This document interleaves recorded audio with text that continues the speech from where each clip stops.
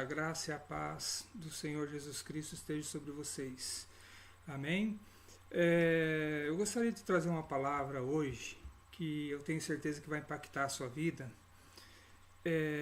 Eu tenho certeza que vai trazer uma reflexão, porque o objetivo das palavras que Deus ele coloca em nosso coração é trazer a reflexão da igreja, né, sobre determinado assunto. E hoje nós vamos falar sobre algo extremamente polêmico, que poucas pessoas têm a coragem de tratar sobre isso, né?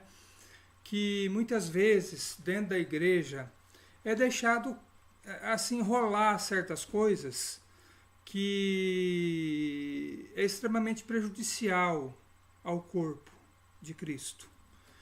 Mas aí você pode dizer, mas cada igreja, cada pastor trata com a sua igreja.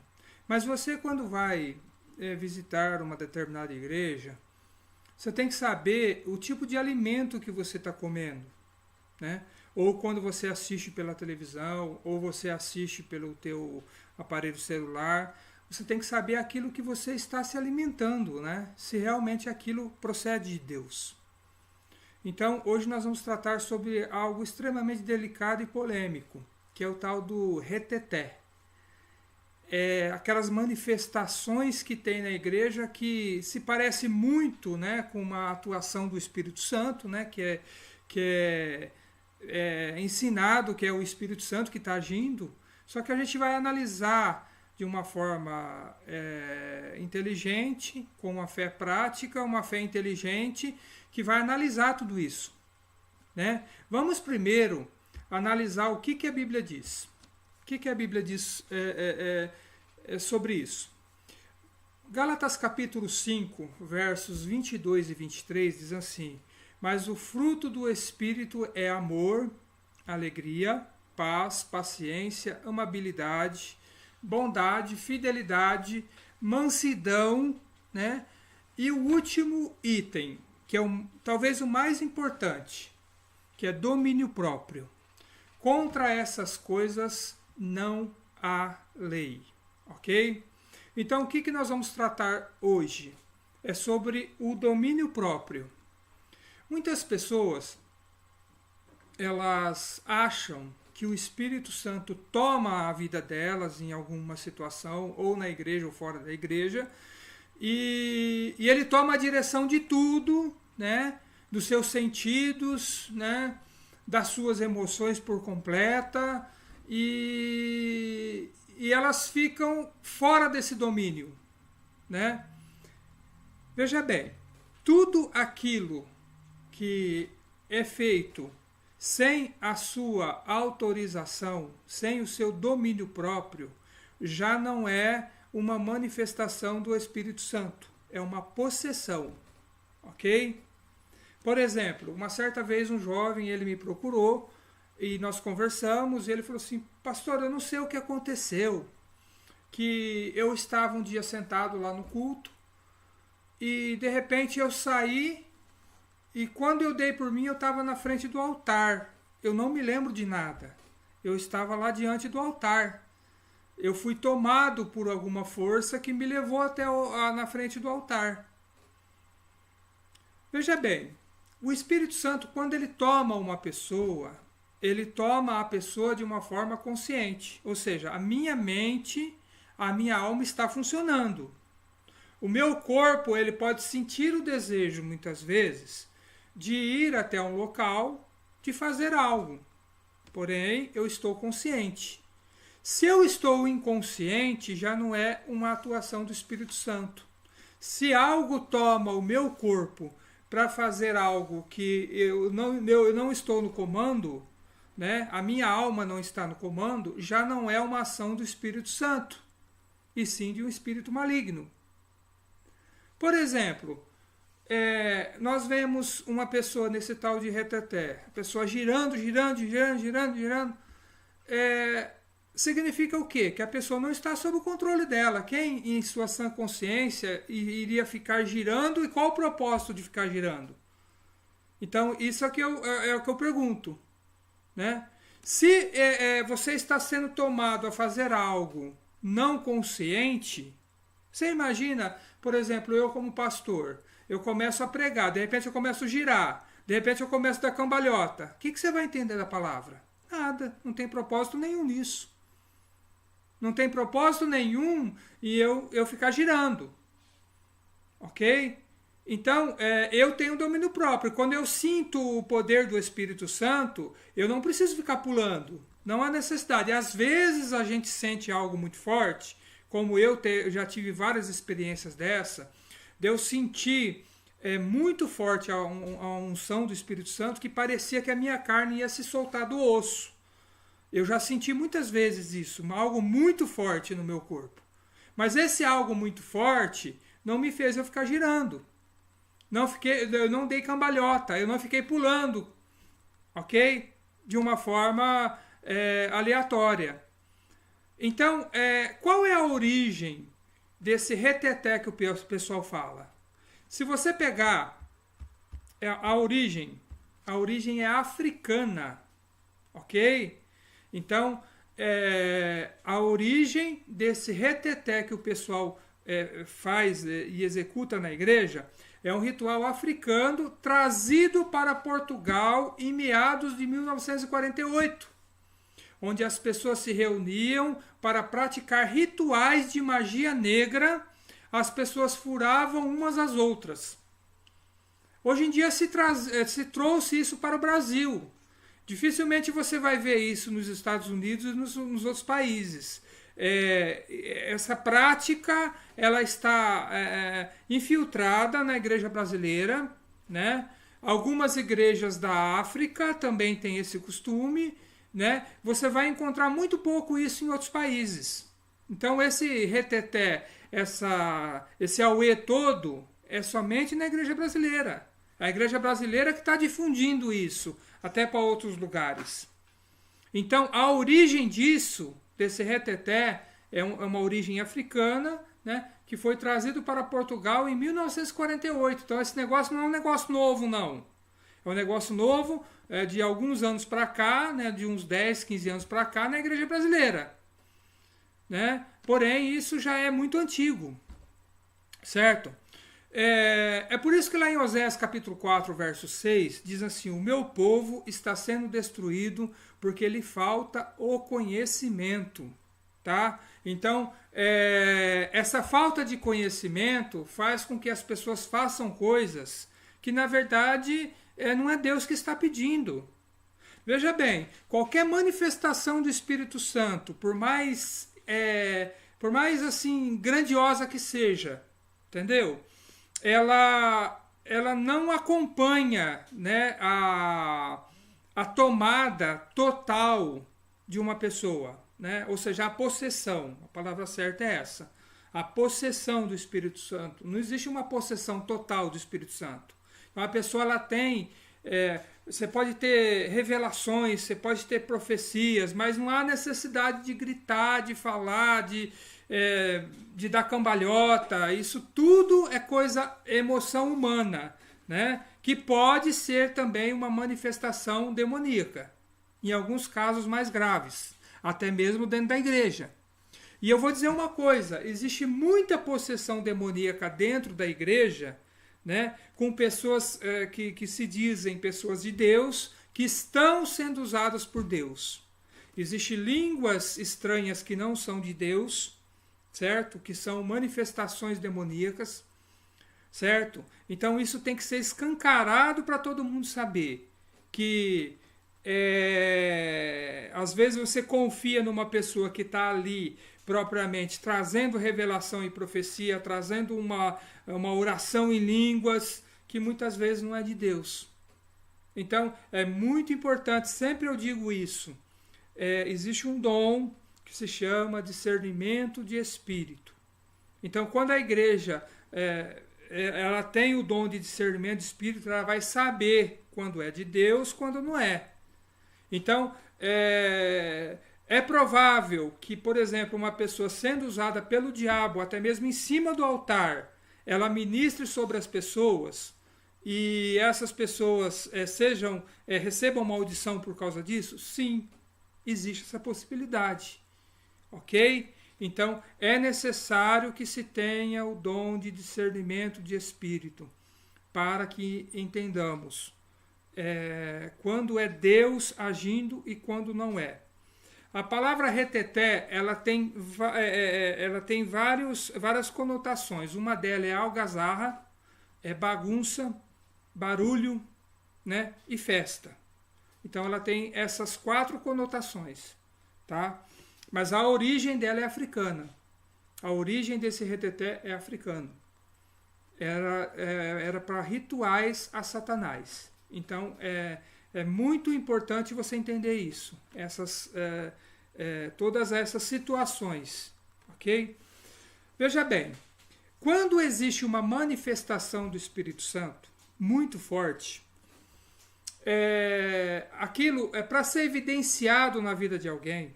Deus falou com o irmão, Deus usou o irmão. Aquilo, meu irmão, por exemplo, uma pessoa caiu no poder de Deus, ela foi arrebatada. Eu quero saber o seguinte: qual é o resultado prático dessa atuação no dia a dia da pessoa? Porque quando uma pessoa recebe uma carga muito forte do Espírito Santo, uma unção muito forte, a vida dela tem que transformar em alguma coisa. Tem que haver uma transformação, tem que ter um diferencial, porque a pessoa foi muito impactada. Eu vejo muitas vezes pessoas caindo pelo poder de Deus, que eu creio nas manifestações de unção, de arrebatamento, de tudo isso.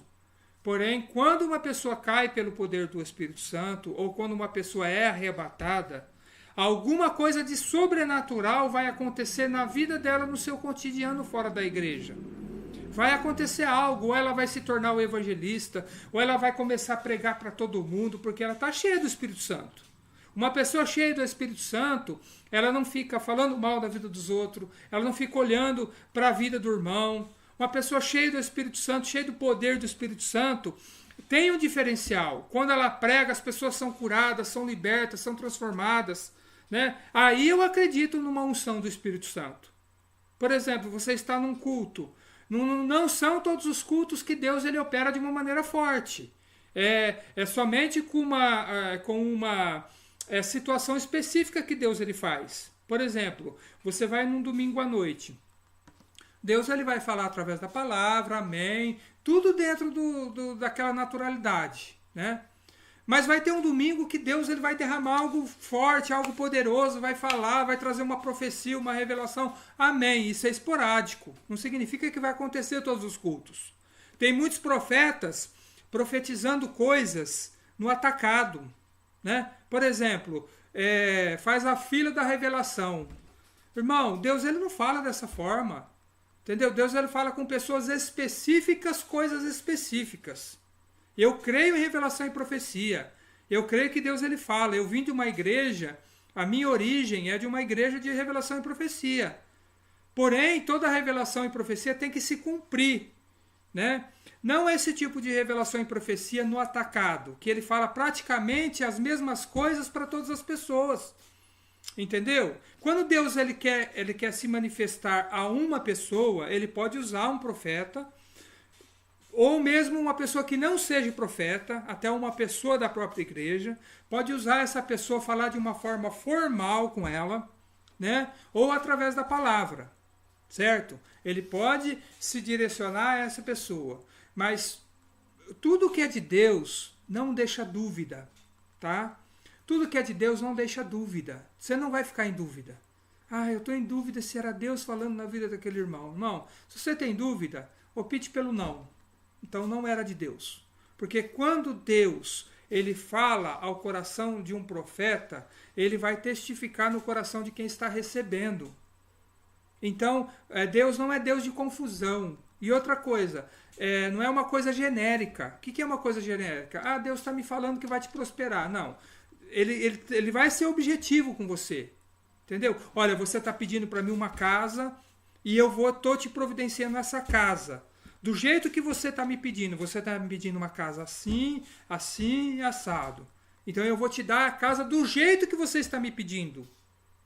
Ok? Então, é dessa forma.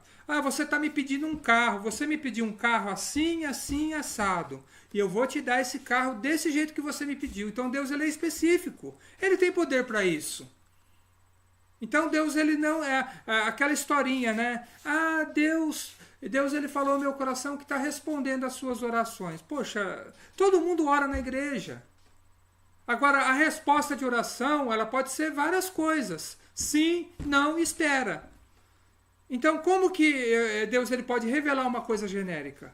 Eu sempre falo para Deus, quando eu vou numa reunião de uma igreja que eu não conheço, eu oro a Deus, quando Deus começa a usar um profeta a Deus. Se o Senhor for falar comigo, me fale algo objetivo, algo esclarecedor. Eu peço que não fique nenhuma dúvida. Se é Deus, se é o Senhor que está falando com essa pessoa, que fale comigo também. Eu estou pronto para receber, né? Então, e muitas vezes, 99% das vezes que eu oro, Deus ele não usa o profeta para falar comigo. Por que não usa? Porque muitas vezes não era Deus falando na vida do profeta. E muitas vezes ele poderia também não ter nada para falar comigo. Específico. Entendeu? Então é mais ou menos por aí. Ok? A gente tem que saber a origem das coisas para a gente crer. Agora, não acredito nessas manifestações de reteté que o pessoal fala, né? Deus ele não tem que derramar uma unção específica para mim ficar pulando, né? Para falar comigo. Amém? Deus ele pode falar com você através da palavra, né? Comigo acontece, eu vou contar para você a minha experiência. Às vezes eu vou num culto, eu estou lá, eu abro a Bíblia, fico lendo, fico ali meditando na palavra, e muitas vezes o pregador está pregando e eu não estou absorvendo nada do que ele está pregando. Deus está falando comigo especificamente, na palavra. Então eu estou ali, Deus está... Se você perguntar o que o pregador falou, muitas vezes eu nem sei o que ele falou, porque Deus está falando comigo. Então eu prefiro que Deus ele fale comigo especificamente, né? E a palavra ela está sendo ministrada para a igreja toda e muitas pessoas vão receber 100% da palavra e outras não. Então a gente tem que ter maturidade para entender que Deus ele age da forma dele. E ele trabalha especificamente na vida de cada um. Muitas vezes a palavra que está sendo ministrada na igreja, muitas vezes ela não vai alcançar todas as pessoas, né, com 100% da totalidade da palavra. Ela vai, muitas vezes, ter um versículo ali que vai falar com 50 pessoas, um outro versículo vai falar com mais 50 e por aí, e assim por diante. Mas entenda que esse é um assunto polêmico, é um assunto que poucas pessoas querem tratar, né, mas que, na verdade, precisa ser tratado na igreja local. Certa vez, eu era membro de uma igreja, quando eu me converti logo no início, e surgiu uma irmã que ela era tida como a profetisa da igreja. Então, ela profetizou que haveria grande terremoto no Brasil. Aí o pastor ficou sabendo, isso foi numa reunião de oração. Ele chegou até na irmã, sentou com a irmã. Irmã, que história é essa de que vai ter um terremoto no Brasil? Eu quero saber a data, eu quero saber quando, entendeu? Porque se você está profetizando uma catástrofe dessa, que seria um terremoto que iria destruir muito. Aí a irmã disse assim, não, pastor, aquilo era um terremoto espiritual. Então, quer dizer, nunca se cumpriu o que a irmã falou. Passou-se os anos e não se cumpriu. Então, se Deus ele queria mostrar um terremoto, mesmo que espiritual, ele teria que falar o que era esse terremoto. Com detalhes. Ó, é isso, é assim, é assado, vai acontecer guerra no ano tal, de tal país com tal país, enfim, ele ia especificar aquilo que iria acontecer. Então, é isso que eu estou dizendo. Para que Deus ele vai falar uma palavra incompleta? Por que Deus ele vai fazer algo incompleto? Se ele conhece todas as coisas, se ele conhece o futuro, se ele conhece tudo o que vai acontecer. Se ele sabe o que vai acontecer, por que não contar especificamente? Então, é mais ou menos assim. O profeta, que vai ser usado por Deus, que está sendo usado por Deus, ele tem que ter o discernimento de passar exatamente o que Deus ele quer. E existem muitos profetas de Deus, muitos homens de Deus e mulheres de Deus aí, né? Que a gente tem que respeitar, né? Que temos que valorizá-los. Porém, não da forma, muitas vezes, que se faz. Eu vejo profetas aí falando coisas absurdas. Eu paro para ouvir, para ver os absurdos que eles falam para as pessoas, né? Criando ali uma conexão com a pessoa para amarrar a pessoa neles, né? Então isso não é de Deus, né? Uma manifestação que Deus ele fala e faz é diferente. Deus ele pode falar para você data, Deus ele pode falar de uma coisa específica, né? E edificar a sua vida, te alertar para alguma coisa, né? Falar alguma coisa em relação à sua família, uma coisa objetiva, né? Sobre a tua família. Enfim, nesse tipo de manifestação nós cremos. Nós cremos nessas manifestações que Deus ele faz no meio da igreja. Isso são os dons espirituais, né? A Bíblia cita 9 dons espirituais, mas eu acredito que tem muito mais. Muitas vezes a pessoa fala, já teve pessoa que me falou, você é incrédulo em relação aos dons. Não, pelo contrário, eu creio até demais. Eu creio até muito. Eu creio que os dons espirituais não são só os 9 que fala lá em Coríntios. Eu creio que são muito mais e muito mais profundos e muito menos aproveitados pela igreja. Acredito que a igreja deveria aproveitar muito mais os dons e buscar com zelo os melhores dons que a Bíblia diz. Porém, a gente tem que ter os pés no chão, né? E quando uma pessoa trouxer uma profecia, quando uma pessoa traz uma palavra para mim, uma certa vez teve um que trouxe uma profetada daquelas. Eu peguei, terminei o culto, cumprimentei o irmão, falei nada. Peguei meu carro e bati na casa dele. Uns 40 minutos depois eu estava na porta da casa dele. Falei, irmão, você me falou aquela profecia lá. Me explica melhor, me fala melhor sobre ela, você como profeta. Gaguejou e não saiu nada. Por quê? Porque não tinha nada de Deus. Porque era uma profetada, nunca se cumpriu, nunca houve uma manifestação, o Espírito Santo nunca falou comigo em relação a isso, em relação à veracidade disso. Então, quando é de Deus, não tem confusão. Quando é de Deus, Deus ele testifica no teu coração, ele fala ao teu coração. Ele fala e fala profundo. Ele fala no âmago da sua alma. Ele confirma aquilo. Porque você também tem o Espírito Santo. Se eu tenho o Espírito Santo, eu tenho a minha vida com Deus, então quando uma pessoa vier me traçar uma direção, primeiramente eu vou na fonte, meu irmão. E aí? Qual que é a veracidade disso? Qual a profundidade do que você me falou? Aí eu vou em Deus. Deus, olha, ele me falou isso procede do Senhor? Se procede do Senhor, eu recebo. Agora, se não procede, eu descarto. Então, é mais ou menos por aí que a gente tem que agir com a nossa vida. A gente tem que ter muita responsabilidade com a nossa vida espiritual, para que a gente não caia, né, em ciladas, né, do ser humano, né, que o ser humano ele é falho e ele tenta se mostrar espiritual. E também não caia nas ciladas do diabo. Muitas vezes o diabo usa a boca de uma pessoa que anteriormente até era de Deus, mas deu lugar ao diabo, o diabo vem e começa a usar a vida dela.